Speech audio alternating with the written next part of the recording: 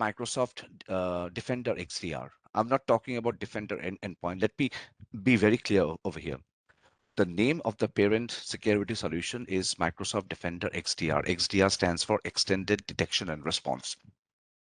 When you purchase the Microsoft Defender XDR subscription, you get MDE, which is Defender for Endpoint, MDI, which is Defender for Identity, MDO, Defender for Office 365, and MDCA, Microsoft Defender for Cloud Apps.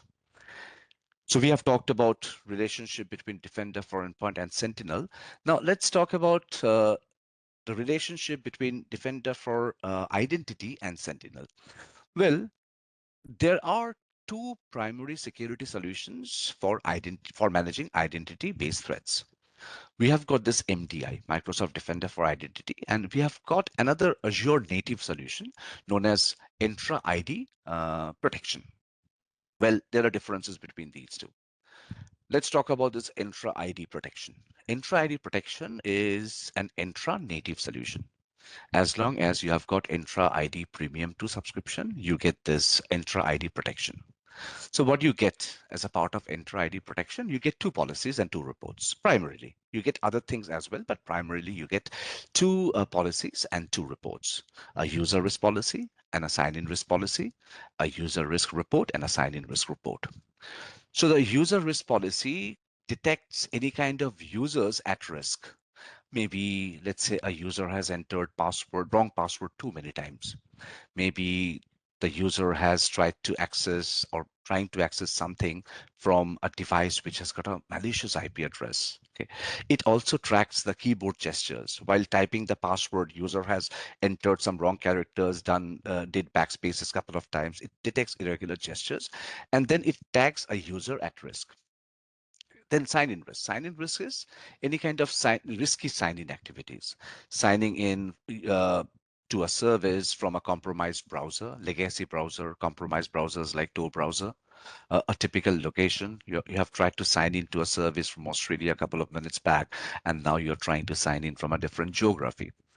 And we can configure these policies in such a way, like if a user risk is detected, either block the user or grant the user access provided the user goes through multi-factor authentication. Same is applicable for the sign-in risk policy.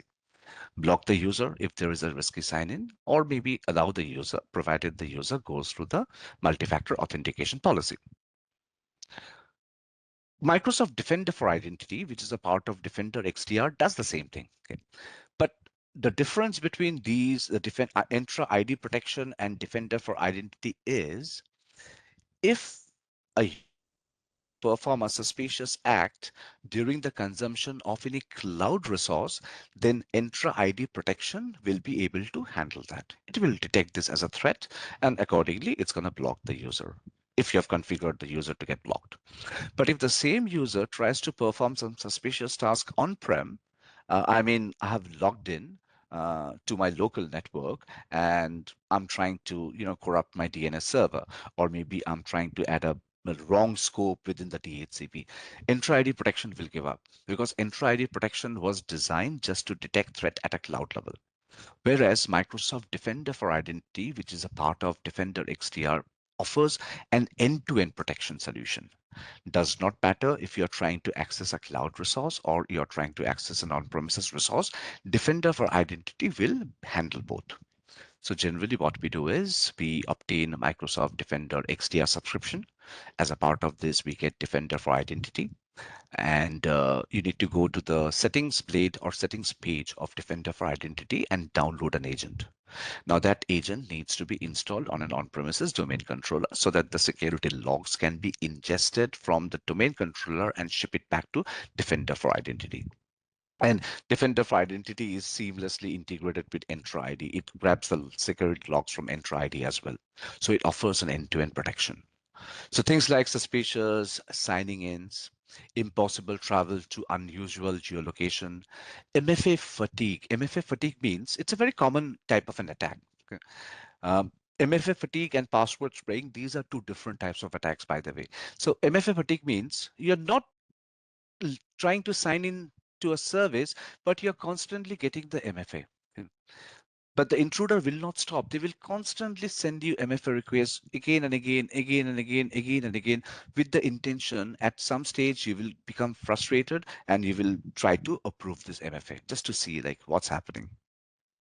Password spraying attack. Password spraying attack is something which is targeted at a broader audience level instead of a smaller subset of users. Generally, what we do is we try to send some sort of phishing URLs to the user and try to compromise the password. But password spraying is there are a lot of different tools like PW crack, OPHS crack. We have got Mimikatz. So it will try to scan all the different identities within Entra ID or Active Directory, and it will try to match certain weak passwords against some other against the user password. Okay, so it will. So basically, we will spray a password. We'll just like spraying. We'll spray the password, and we will see like if it matches one of the user passwords, and there you go, the user gets compromised. So Sentinel can ingest these kind of logs from not only Entra ID, from on-premises Active Directory as well. We have got something known as UEBA. A lot of people pronounces this as UBA, which stands for User Entity Behavioral Analytics. It's a feature of Sentinel. This feature is not turned on by default. It has to be turned on. So what do we get if we turn on? By the way, only a global administrator or a security administrator role in Entra ID will be able to turn it on. Now, in order to turn this one on, not only you will require privileges, you will have to perform a bit of Entra ID configuration and on-premises Active Directory configuration just to configure this. Okay. Now, it's not possible to cover how do you turn on UBA by going through a single, 1 hour duration webinar. There are training sessions. There are courses like SC200, SC-200, S as in SAN, S for SAN, and C for cat, where we cover this kind of UBA in depth. Okay. Well, once it is turned on, it takes approximately 30 days to detect the user behavior. So it detects things like what time do you log in, what time do you log off, what kind of action you perform on a daily basis. It also does something known as a peer analytics, PEER analytics. So let's say I'm a SharePoint administrator and I've got a couple of other SharePoint administrators having similar roles, similar privileges. So it checks like the actions performed by different people who has some sort of similar kind of privileges. If one day it finds that I've logged into a SharePoint site and I've bulk deleted certain documents which the other administrators, other SharePoint administrators have not done, it will tag me as a suspicious user. Okay. It does things like irregular keyboard gestures, okay, irregular typing, too many clicks on the screen, trying to take a screenshot of a particular page or an app which is confidential in nature, and it tags that particular user as a suspicious user. So it uses ML platform. It uses the machine learning platform. You don't have to create any rules. You don't have to create any kind of rules to detect these kind of user anomalies. The moment you turn on user entity behavior analytics, what happens is certain UEBA based analytics rule gets provisioned in Sentinel. All you need to do is you will have to activate those rules. If you activate those rules, then the users will be detected. I mean, risky users will be detected. Those users who are suspicious in nature or those users who have performed some sort of suspicious acts will be detected. So these are the different identity-based threats which are detected by Sentinel.